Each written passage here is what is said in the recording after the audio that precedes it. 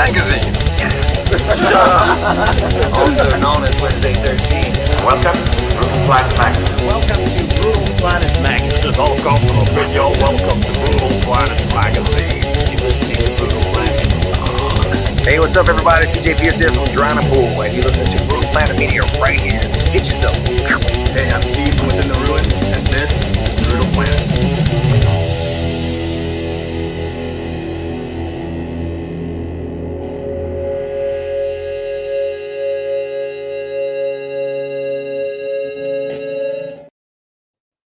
Greetings, Brutal Planet. We are live today with Mr. JimiE of JimiE and the Moral Groove. What's up, man? How are you, brother? Living the dream, so to speak. You're based out in LA, right? Well, I'm in Huntington Beach. Huntington Beach, okay. Yeah, the OC. That's a nice area. Yeah. I took a liking to it. I've been here ever since Big Bear. I moved from high school. So you grew up in Big Bear? I grew up in Big Bear. That's got to be interesting. To say the least, yeah. It was a very bizarre, atmosphere up there because everybody knows everybody's business. Everybody knows you. You know the family. It's just really, really tight knit. So that's a good thing and a bad thing. It's like a small town environment in like Metro Southern California, basically. Indeed, yeah. Just kind of hidden in the San Bernardino Mountains. Yeah, I grew up in Utah, so I kind of understand that vibe pretty well. Yeah, indeed. Very, very similar in the people and the oxygen levels too. You know, you're breathing different kind of air up there, so it's thinner. Yeah. A little closer to the sun, a little less of an ozone layer up at these levels. Yeah, I'm certain that might affect our thought processes. Oh yeah, I just moved out here to Albuquerque recently. Oh wow! And it's like basically the same elevation as Denver, to my understanding, but right. Just the air is much different. It's very dry, very desert, more like what I lived in LA for 25 years, so that's a culture shock for LA. Yeah. Wow. Not really though. I mean, a lot of Hollywood people are moving out here. There's a lot of production money being invested in stuff through Netflix and all that. So there is some of that old LA magic here a little bit, Very cool. Well, let's talk about the music, man. Shoot. So I did my homework. I loaded up the tracks, and I got to tell you, I'll just take you down this road with me. I just popped on your popular Spotify songs, and the first song I listened to was Matrix. And I went, wow, man, like this is really unique. It kind of reminded me of Prince almost. Yeah. The bass on that was killer. And then the song 1990s. Yeah. Then that is like, it almost sounds like Soundgarden or Aerosmith, or like way more of just like a real kind of like. So I noticed right away, and then I listened to your latest single, and it's just like I noticed right off the bat. There's definitely a wide range of styles that you're doing. That's to my detriment. I just can't stick to one genre. I love all music. Why should I put myself in a box? And that's kind of been our mantra. We start from one end of the spectrum, we'll work to the other end. And it's a lot of fun because there's no creative barriers for me. So I don't know if that served us well, but it's who we are. Why limit yourself? Yeah, man, it's refreshing, to be honest, because I feel like, especially in the metal world, which is what we cater to a lot of, rock and metal. We're not dogmatic about any, like, much like you, like we love music. So, but I think especially in the metal world, there's a very like monochrome vocal style. There's a very monochrome guitar style.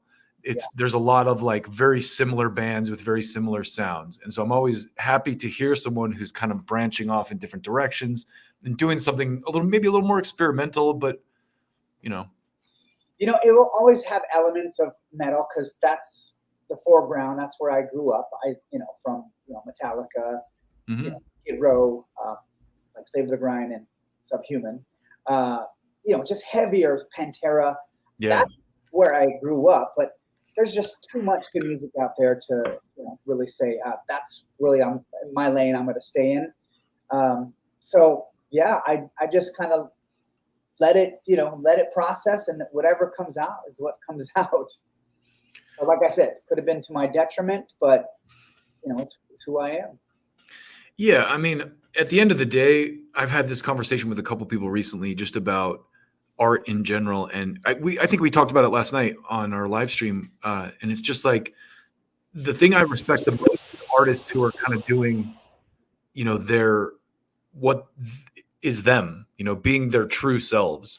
Yeah. Because it might take a while sometimes for the public to catch up with what you're doing, but if you're being authentic and you're putting out something that's really you and that you're excited about, eventually they will. Absolutely.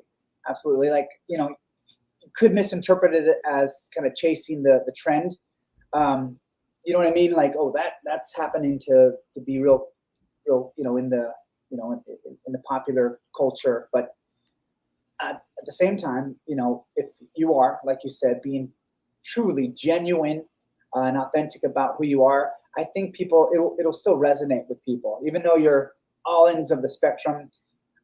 There's always a core of what the music still stands for, sonically a little bit, but again, art is art, man. And I wish more people thought of it as art. It's the process itself. It's not necessarily the end product. It's the process, and that's all. So, I'm still all over the board, but again, I can't tell you enough how much the roots are always, pretty deep rooted, and foundation's always there. So one question I like to ask musicians is what's your origin story? Like what was the artist or the moment when, or both, when you went, you know what, this is what I want to do. I want to create music. That's an intense question.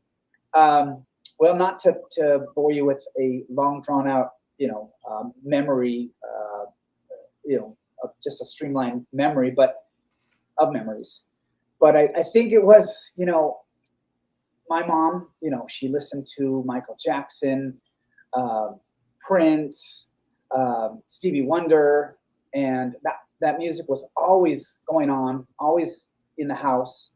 And so I don't know, innately it just kind of is part of who I was at that point, because it's just always around me. Your mom has good taste. Yeah, she did. She really did. And then, I moved to Big Bear. I did the talent shows and it's just random stuff. But I could say that when I started in the music scene or the band scene, it was an older guy. His name is JD. He was like 30 years old, I think. And I was like 14 or 15.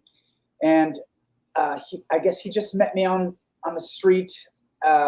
I was playing like a guitar or something, and basically, I took a tutelage under him for the next 2 years, and that was like really AC/DC, real kind of rock driven stuff, and he just kind of took me under his wings a little bit, and that was really, really metal, like thrash metal.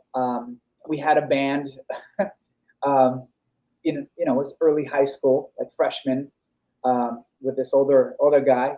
He was like the epitome of, rock star. He thought he was Vince Neil.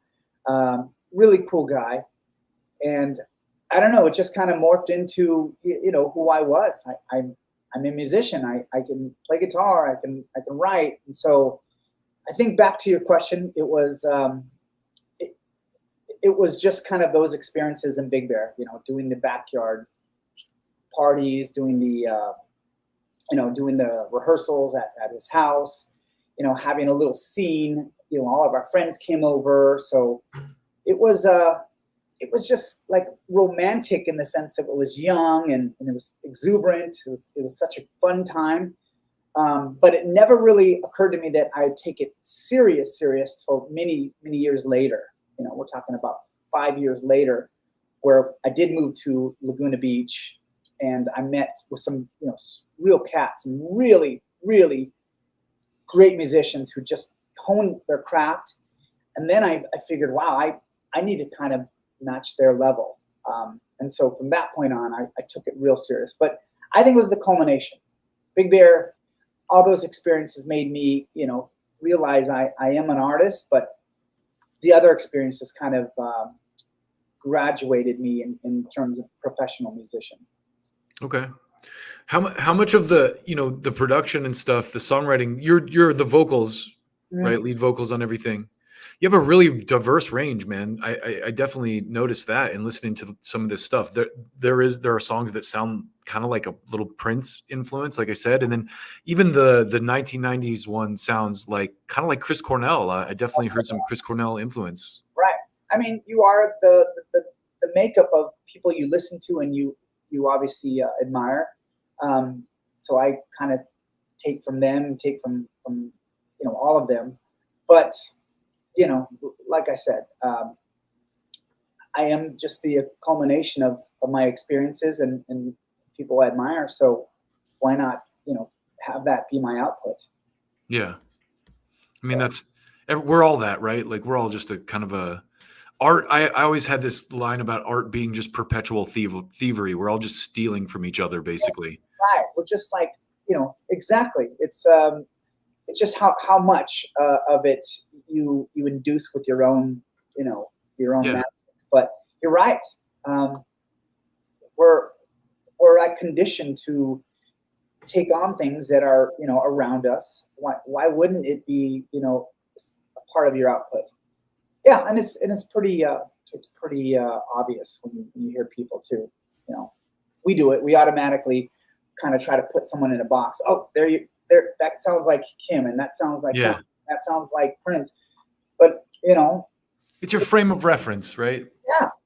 I'm sure that in their era, people in the older generation heard it when like, oh, that guy's biting off, Motorhead or something, or Iron Maiden or whatever.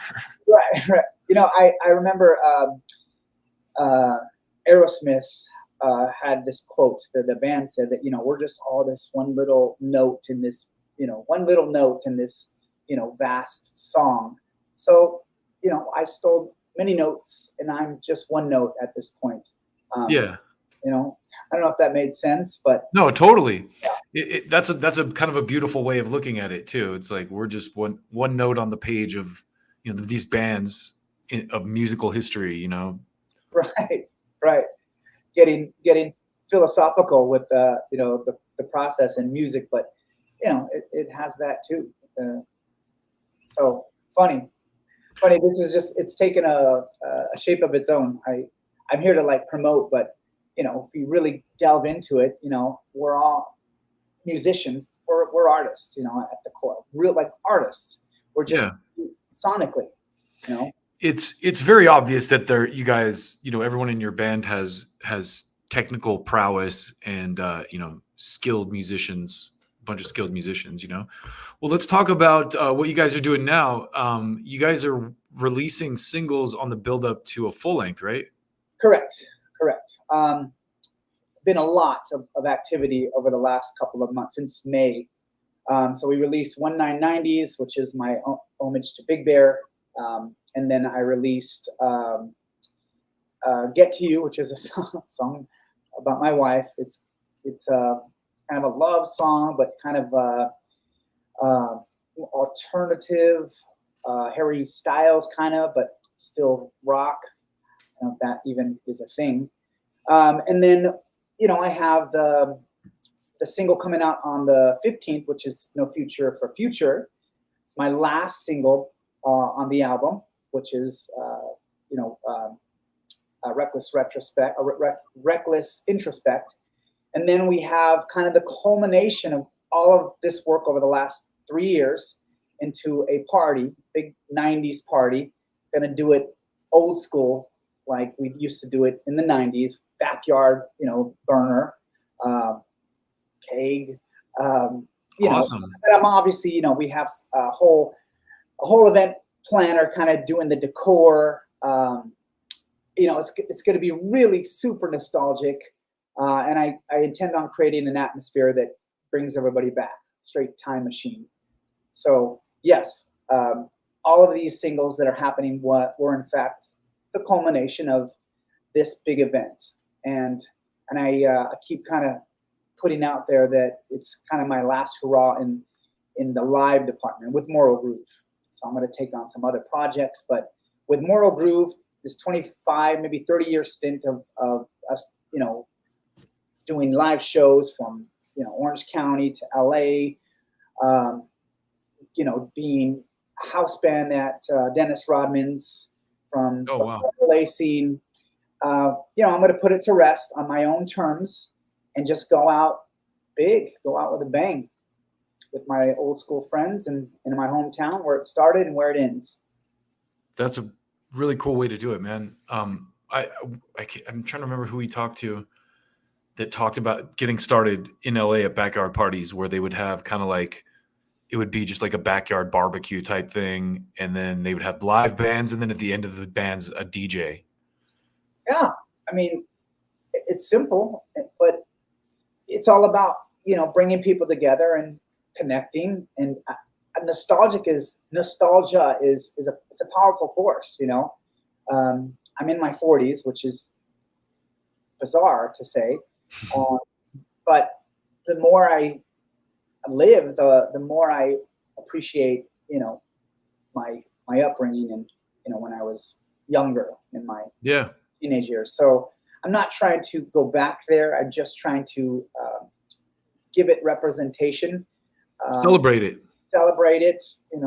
So, it's all kind of playing out like I imagined it.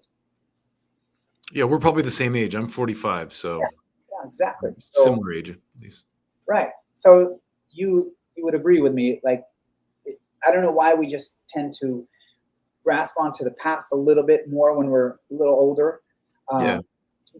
But those were the most carefree times in our life. So it just seems just more of an endearing type of time. So yeah, I am paying a lot of homage to it, but I promise you this, after this show, it's going to be really, really concentrating on the future and the present. Enough of the nostalgia.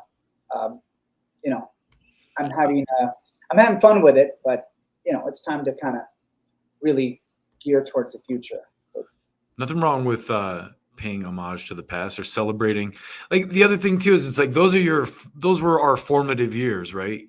Those, and I think, like, I have children who are high school age now, and I spend time making sure, like, hey, make sure you guys like savor these moments because you only live this once. Right. Do you think that they're experiencing kind of the same thing? Do you think they'll have the same like nostalgia because it's a whole different world now? Right? Mm-hmm. I mean, their memories might consist of being on the screen more than out there in the world. But do you think that it's going to be as vibrant and as our memories? I think it's going to be different, but I think there's a tendency for us older people to kind of like look down on the new thing, because I know, like, when I was a kid, right, it was like my parents were all like, MTV is going to ruin your mind and da da da da da, and now it's like social media is ruining all the kids. My kids personally, they're like pretty detached from social media for the most part, or they do like Snapchat where it disappears the next day or something, so they're like kind of smart about it. But, there are a lot of people, I think, that are like, I mean, I think we're all a little guilty of being locked to our phones. Yeah, right. No, indeed. I feel that too. And I catch myself. Yeah. It's tough, man. Even I'm in a new place and it's like, I rely so much on GPS. Lately, I've been like turning off my phone and being like, I'm just going to get lost and try to find my way home. The whole, it's funny because this is a good kind of parlay into my release, but the release is, like I said, the 15th. It's Future for Future, and it really is just all about the anxieties of integration, AI. The lyrics, I don't want to give too much away, but they're really indicative of technology now and where it's going and how we're gonna negotiate that. So I'm really excited about that single, only because it's a true representation of who I am inside, with the fears, the things that our kids are going through, having to go through, just all new world type of problems. Yeah. We did not experience. We're experiencing some anxiety ourselves with the approaching technologies and integration, AI. So I had to touch on that too. And I'm hoping that it all kind of plays out, where there's a good balance between humanity and AI, but who knows? Yeah. It's crazy times too. I had a conversation with someone the other day about, because I also think that, we are ginned up. Fear is ginned up, on purposely by the media and stuff too. And I when I'm out in the world talking to people, I definitely feel like, despite political leanings or whatever, people are generally pretty cool and pretty good. But Indeed. it's also cool to write about something that has that kind of relevance too, right? Like, I mean, and we're going through it. We're going through like a big change, I think, is, I guess, the point I was getting to. Like, society as a whole over the last 10, look how fast the phone technology. When I first moved to Los Angeles, all I had was Thomas guides, We're trying to drive like this, and maybe driving with a map in front of your face. You get to the end of the street and it's like, go to page 172 or whatever. And you're like, the kids will never know that struggle. Never. Yeah. We already are kind of cyborgs. Yeah. It will be integration. And I mean, I look forward to it. And I also am, pretty scared. Cautiously optimistic. Yeah. So, I think that, all said and done, I think we're going to be all right. Yeah. All right. Cooler heads usually prevail. Like, I saw, as much hate as he gets these days, Elon Musk did this TED Talk a while back, and I thought he had a real cool head about stuff, because the reporter, I can't remember who it was, but he said, hey, like, climate change is going to be a real problem and all this stuff. And Elon Musk kind of said, he's like, yeah, it's a real problem. It's undeniable that it's happening and all that stuff. But he's like, also, like, we have technology to help. Like, there's new technologies, like there's garbage eating bacteria now. There's like ways to clean the atmosphere. And then, like, for water, it's like the planet's 70% water. Like, if we start running out of water, we'll just figure out better desalination technology and stuff like that. So yeah, there are big problems, but there's also big solutions. So it's kind of like, indeed, I think, and it all balances out. Just all in all, I'm feeling that our anxieties are met with the technology. What I'm tripping out about is back to artists. We always tend to write about what's happening around us, and people. I tend to not want to get sucked into the political sector. Sure. But even though it's all encompassing right now, I still find myself, there's little bits and pieces that I have to throw in, because it's what I'm experiencing right now. Sure. But it'd be so easy to just start writing political, what I'm feeling, or this is my stance. But this is just kind of a ploy to all artists. Yes, we're living in turbulent times, but also, just think that there's more to it than just the political landscape and whatever paradigm is coming. You still have your experience, your unique little experience in this vapor of a life. So try to keep in touch with that. Like I said, as an artist, you're always gonna gravitate towards things that are happening around you. But this is some clichéness for you, but trying to stay true to here. Like we said earlier, being the authentic version of you. That's the hardest part about being an artist. It's really finding the authenticness in you. It's hard. You get a little bit shy about who you are. So, you know, there's my cliche quote of the day: is just really be yourself, be who you are. It's such a hard thing to do in an industry like music or entertainment, because it's hard to make money, you know, being just putting out art that's new or different, you know. It's not the way to cash in, you know. You're right. You're right. Interestingly enough, so I mean, I struggled for many years. Over the last 7 years, I found great success in a business that has really nothing to do with music. Mm-hmm. But the beautiful thing is I'm afforded, the resources to do music the right way. So I think, the elevation that I took on in the last 7 years is correlated to the fact that I do have resources. So back to, money and musicians, there's a way, Yeah, there's a way you can always find a way. there is a way to make it work. I think it's just kind of ironic that my output over the last 7 years is more than the last 25 years because I have the resources. So again, yes, sometimes you have to be practical. I probably need to get a couple more hours in where they're paying me, or just go all in. It's either all in or find some practicality to fund your passion.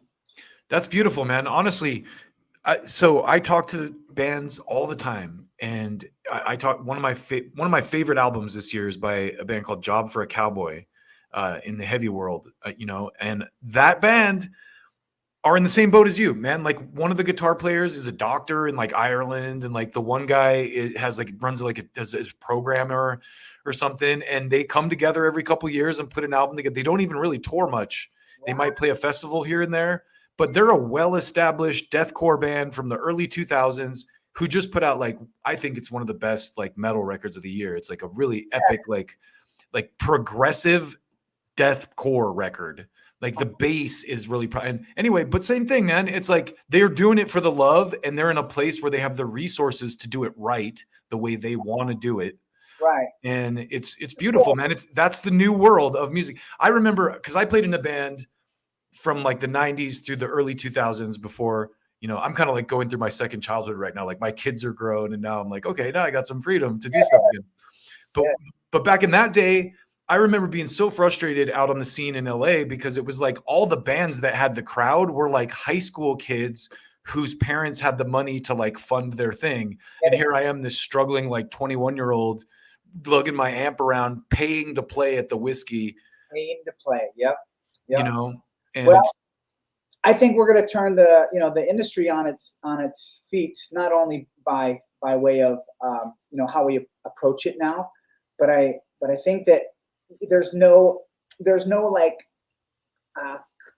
click. Like, you're not cool because you're now a doctor. You're not you're not edgy enough because you're a professional.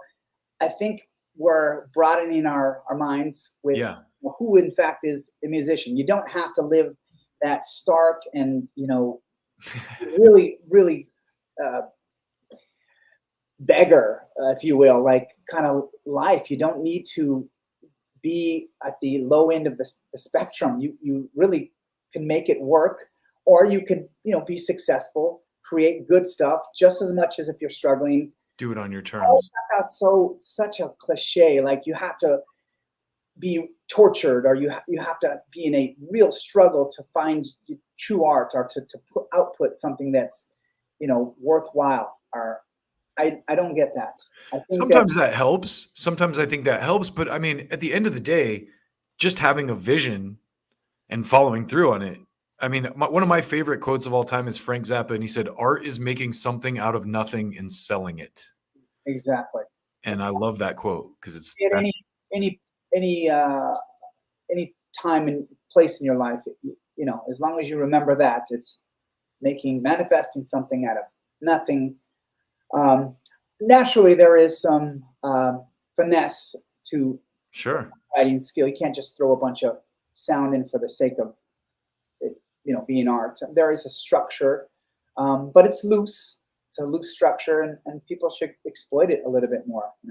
Oh yeah, it's like the abstract painters and stuff when they came in the scene and they were just throwing buckets of paint on the Right. canvas or whatever, and going, "Here you go." There's a guy who like really famous artist who I think his name's Duchamp or something, but he basically like painted his name on a urinal and like put it in a museum, and people are like, "Is that art?" He's like, "Well, he's shaking up the game," you know. And I love when people do that too, you know. It's like some people are like, "Oh, I just recorded like 10 minutes of like a distorted like water pipe or something and put a beat under it." Like sometimes that ends up being cool. Right, right. Interpretation, man. It's you know, it is what it is. It's I tend to draw from people that have the craft, Hmm. but you can elaborate on that. Sure. Yeah, art is crazy, man. There's always the guy that just put a banana with an X, try to sell it for $1 million. I don't know. It's all objective, subjective. There So is also something to on that note of yours though, to good songwriting. I mean, there's nothing better to me than a great song, and I'm a fan of pop music. I'm a fan of R&B. I'm a fan of metal, rock, country, you name it, just music. And yeah, a great song is a great song. they say there's only two types of music. There's good music and there's just bad music.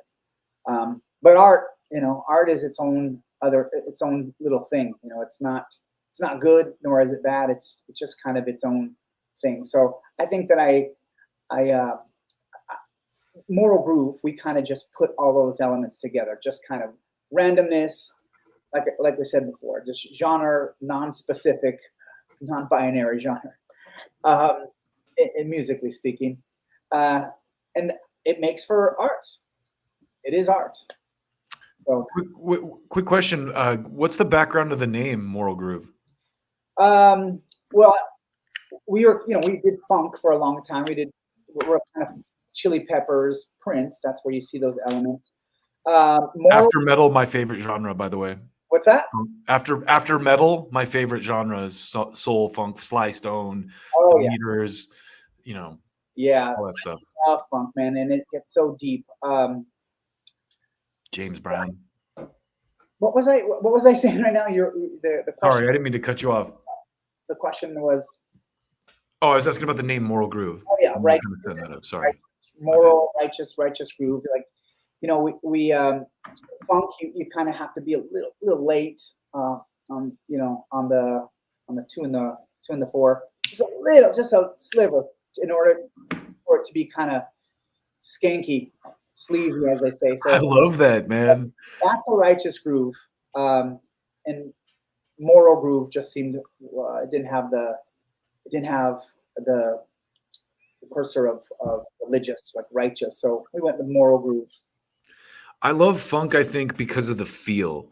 My son and I had this conversation because he plays guitar and he's starting to try playing in bands and stuff. And there's a couple guys he jams with, and I don't want to name names, but they need to start practicing to a metronome because they don't have rhythm.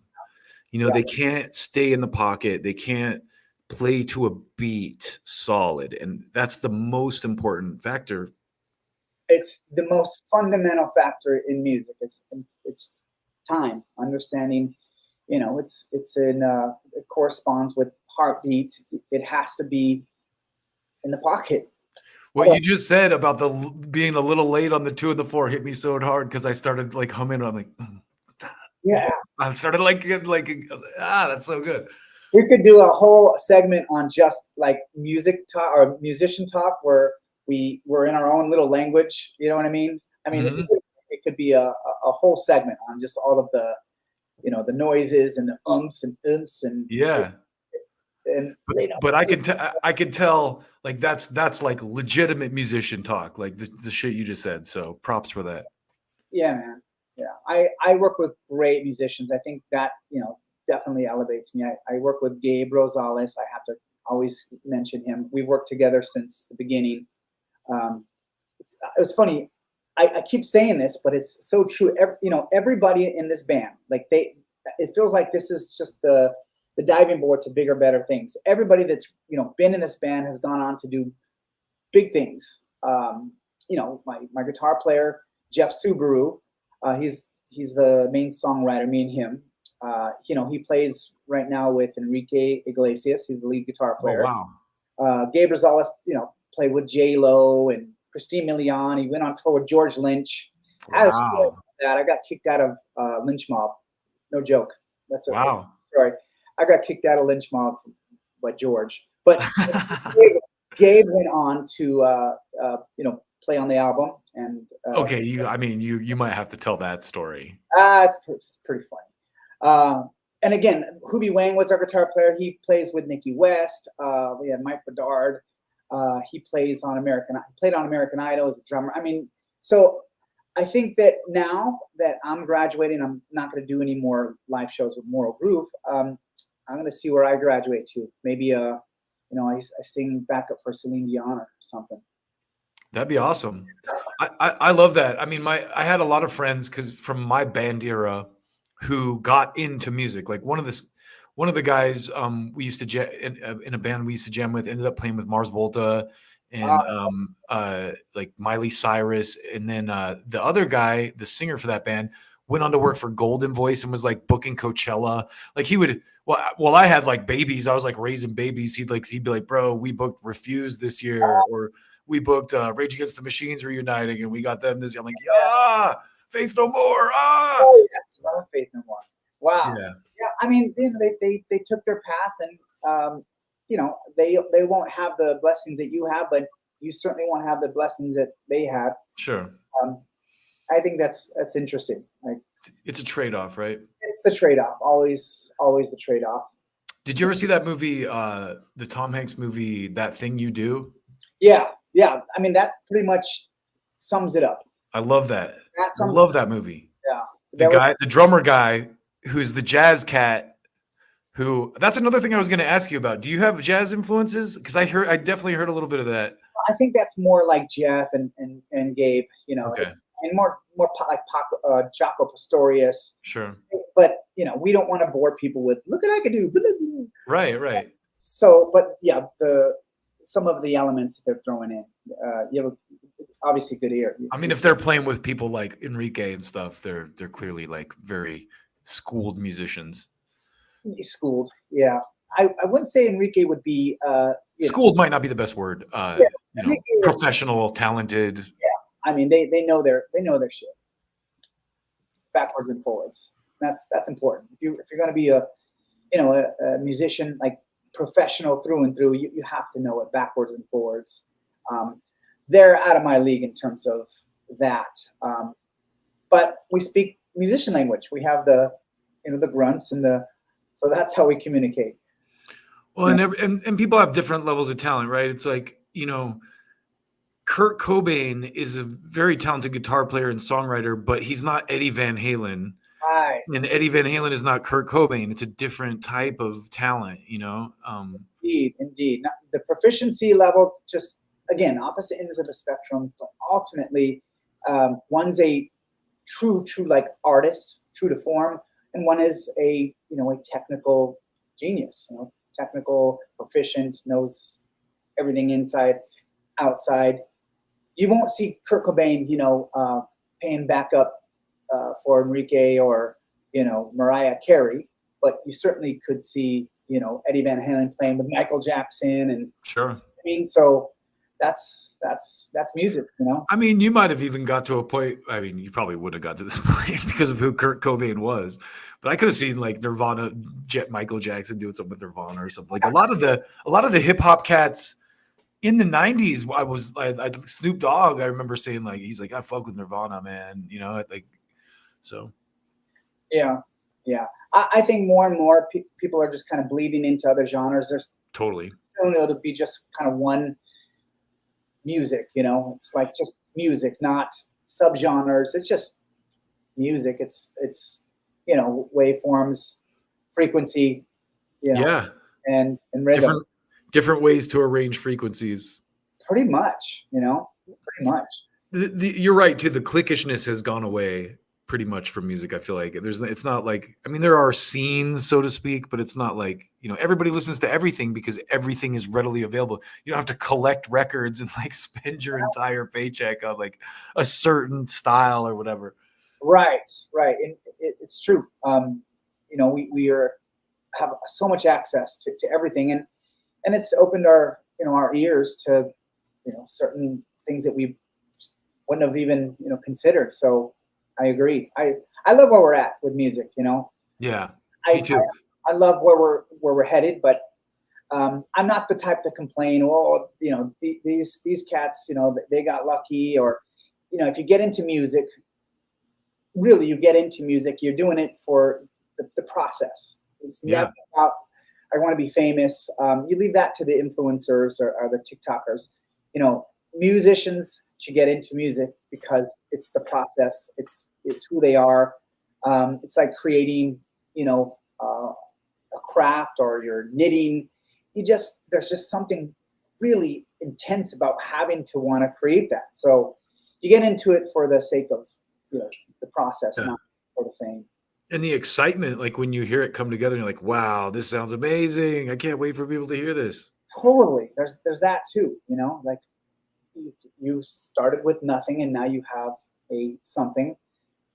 That's such a marvel in terms of like, wow, I had nothing, and here is this, this body of sound that evokes emotion. It will evoke memories. It's awesome. Nothing like it. Nothing like it.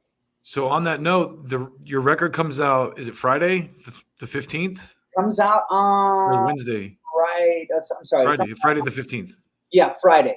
That's my release. We have a big party going on in Big Bear. The whole album's released at that point, and I'm just gonna celebrate it. I'm gonna pay homage to where it started, where it's gonna end, and I'm just elated that I got to exit in my own terms, on my own terms, off to greener pastures or just something different. But I'm happy that it all kind of just worked out to be one last 3 years of just great releases. My output was like crazy this last 3 years, and then I'm gonna just end it all on a high note. That's the way it should be, my own terms. That's awesome, man. Yeah. Well, Raquel says Moral Groove's album release, Bob Jaffe's annual barbecue jam. Yes. Everyone's invited. Everyone's invited. Yes, it's we have the full 90s theme going on. We have a bunch of local artists kind of just filling in, just giving Big Bear a spotlight. These are original artists. We're still kind of keeping the theme 90s, and it's a 2-day event. First day is my release. Yeah, first day is my release. The culmination of all these years. I haven't done a show literally in almost 8 years. Oh wow. Yeah, I think 2015. So maybe even long, 15, 16. With the original. 8 years. So I'm gonna go in there like it's my first time, as it being the last time. It's gonna be intense. It'll be a lot of fun. A lot of old friends, a lot of new friends, a lot of the following that we've taken on over the years. So let's go out big. If you're in the Big Bear area, I'm sure it's going to be hard to miss. Right. There's like one thing going on up there, and there's like 500 people that live up there. So you'll hear about it.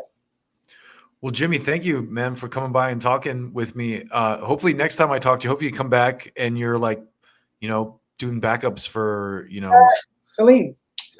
Bruno Mars or something. Well, I know one thing's for certain. I'll continue to write. I'm going to have, a catalog that's going to be, it's going to be worthy. I'll never stop writing, but again, I think it's a good time to kind of let that Moral Groove live just rest and see what happens. But there will always be new music coming out. Make sure to go to moralgroove.com. That's where all of our catalog is over the last 20 years. Obviously, I hope they check out my Spotify. It's Moral Groove, JimiE and the Moral Groove, or just Moral Groove. There's always something new going on there every month. And because I cover all the genres, I'm certain that there will be something for somebody, whether you like. I don't go into hip hop though, so let's I was really impressed with everything I listened to, man. And everybody check out the new record. It's called Reckless Introspect. It's out Friday the 15th. And if you're in the Big Bear area, there's not going to be a bigger party. So, Indeed. Well, thanks so much, man. I have so much going on right now, so I'm a little bit all over the place right now. I apologize, but all in all, I appreciate you giving a really thorough interview, some probing questions that I really wasn't prepared for. You really kind of delved in more than I thought. oh man, we're just having a conversation here. Yeah. That's how we do this. So it was good talking to you, man. I really respect musicianship and respect the musicianship, and looking forward to hopefully talking to you again sometime, man. Indeed, Dustin. I'll be subscribing. Thanks so much. Everybody check it out. JimiE and the Moral Groove, and we'll see y'all next time. Take care of yourselves. All right, buddy. Take care.